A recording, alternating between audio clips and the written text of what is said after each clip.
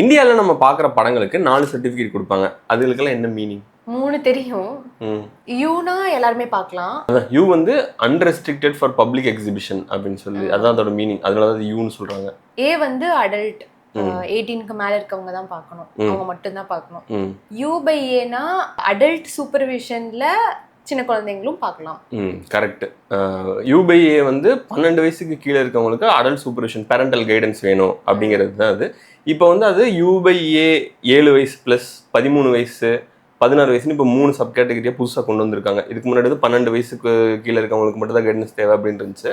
இப்போ வந்து 3 கேட்டகரி கொண்டு வந்திருக்காங்க. அப்புறம் இன்னொரு கேட்டகரி இருக்கு, மோஸ்டா நம்ம பார்த்துருக்கிறதுக்கு வாய்ப்பு இல்லை. எஸ் அப்படின்னு சொல்லிட்டு ஒரு கேட்டகரி இருக்கு. அதாவது ஸ்பெஷல், அதாவது டாக்டர்ஸ், சயின்டிஸ்ட் இவங்க மட்டும்தான் பார்க்கணும் அப்படின்னு இருக்க படத்துங்களுக்கு அந்த சர்டிஃபிகேட் கொடுப்பாங்க. ஓ, அதை நம்மளாம் பார்க்க முடியாது. நம்ம சயின்டிஸ்டும் கிடையாது, டாக்டரும் கிடையாது, நமக்கு பார்த்ததில்ல. இந்த அடல்ட் ஃபிலிம்ஸ் எல்லாம் போறப்போ கேட்டிருக்காங்களா கார்டு ப்ரூஃப் 18 மேல தான் இருக்கீங்களா அப்படின்ட்டு? இந்த 300 படத்தோட 2வது பாட்டுக்கு போகையில வந்து ஐடி ப்ரூஃப் கேட்டாங்க. ப்ரூக்ஸ்ல இல்ல, இங்க ஐநாக்ஸ்ல மதுரையில அப்போ கேட்டாங்க. ஆனா மற்ற தியேட்டர்ஸ்ல ஃபாலோ பண்ணி நான் பார்த்ததே கிடையாது. இந்த மாதிரி நீங்க போற தியேட்டர்ல இதை ஃபாலோ பண்றாங்களான்னு கமெண்ட்ல சொல்லுங்க. அப்படியே ஒரு சப்ஸ்கிரைப்.